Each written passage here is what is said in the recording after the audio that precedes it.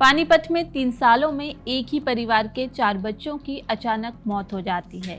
सबकी मौत का कारण एक जैसा, सबके साथ एक जैसे हादसे, जिसने एक परिवार की किलकारियां छीन ली। परिवार ने सभी बच्चों की मौत को हादसा समझकर नजरअंदाज कर दिया, लेकिन जब 3 साल बाद साइको किलर की कहानी सामने आई तो सबके रोंगटे खड़े हो गए। नमस्कार, आपके साथ मैं हूं स्वाति साहू और आप देख रहे हैं पॉलिटिकल पंचायत पर कहानी क्राइम की। आज कहानी है एक मामी, बुआ और माँ की। ये कहानी है पानीपत की एक साइको किलर की, जो अब तक अपने ही परिवार के 4 बच्चों को मार चुकी थी। अगर आप इन बच्चों को मारने के पीछे की वजह जानोगे तो अपना माथा पकड़ लोगे। किलर ने ये हत्याएं क्यों की और कैसे की, ये जानने से पहले जानते हैं कि किलर को मासूम बच्चों की हत्या करने का चस्का कैसे लगा। पानीपत की साइको किलर पूनम की कहानी शुरू होती है 2019 से। 2019 में पूनम की शादी सोनीपत के बावर गांव में हुई थी। पूनम का एक बेटा भी था। खैर, बात करें अगर पूनम के कत्ल करने की शुरुआत की तो यह शुरू हुआ उसकी शादी के 4 साल बाद, यानी कि 2023 से। 2023 में पूनम ने सबसे पहले सोनीपत में अपनी ही भांजी की हत्या की थी। उसको यह हत्या करते हुए उसके अपने बेटे ने देख लिया था। अपना सच दुनिया से छुपाने के लिए उसने एक घटना का नाटक रचते हुए अपने बेटे की भी हत्या कर दी थी। इस निर्दयी माँ को तो देखिए, अपना जुर्म छुपाने के लिए अपनी ही कोख सूनी कर ली। वहीं 2025 में मायके में भतीजी को भी उसी तरीके से मौत के हवाले कर दिया था जैसे बाकी 2 को किया था। दरअसल पूनम ने तीनों बच्चों को पानी में डुबोकर मार दिया था, इसलिए तब परिवार ने इसको हादसा समझकर इस पर ध्यान नहीं दिया। वहीं जब चौथी हत्या हुई तो घर वालों को शक हो गया था।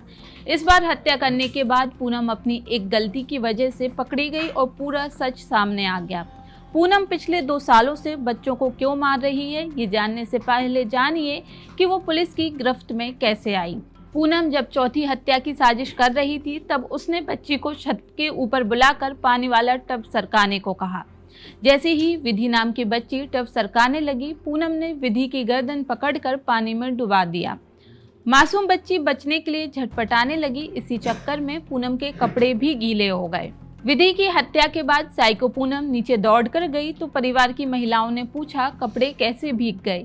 इस पर पूनम ने घर की महिलाओं से अलग अलग बहाने बनाए। पूनम के इन अलग अलग बहानों के कारण ही लोगों को उस पर शक हो गया। लोगों का शक उस वक्त यकीन में बदल गया जब उन्होंने देखा कि 6 साल की विधि का शव जिस टब में था वो काफी छोटा था।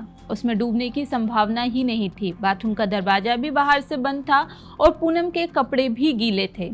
जब पुलिस को इसकी शिकायत की गई तो पुलिस ने जांच में सीसीटीवी कैमरे की फुटेज को खंगालना शुरू कर दिया। घर में पूनम ही आती जाती दिखाई दे रही थी, तो परिजनों की शिकायत पर पुलिस ने उसे हिरासत में लेकर पूछताछ की। पुलिस हिरासत में पूनम ने सब कुछ कबूल लिया। उन्होंने 2023 से लेकर 2025 तक 4 बच्चों की इसी तरह हत्या करने की बात भी कबूल कर ली। जिन 4 बच्चों की हत्या की थी उन बच्चों की पूनम मामी, चाची, बुआ और माँ थी। पुलिस की पूछताछ में पता लगा कि पूनम को अपने परिवार में खुद से ज्यादा सुंदर कोई और मंजूर नहीं था। 2023 से 2025 के बीच वह हर बार एक बच्चे को पानी में डुबोकर मार देती थी और इसको हादसा बचाकर बच जाती थी। पूनम को ये मासूम बच्चे उससे ज्यादा सुंदर लगते थे। तो ये थी साइको किलर माँ की कहानी, जिसने अपने खुद के बच्चे को भी नहीं छोड़ा। अगर आप क्राइम की ऐसी और कहानियों के बारे में जानना चाहते हैं तो पॉलिटिकल पंचायत पर कहानी क्राइम की प्लेलिस्ट में जाकर देख सकते हैं।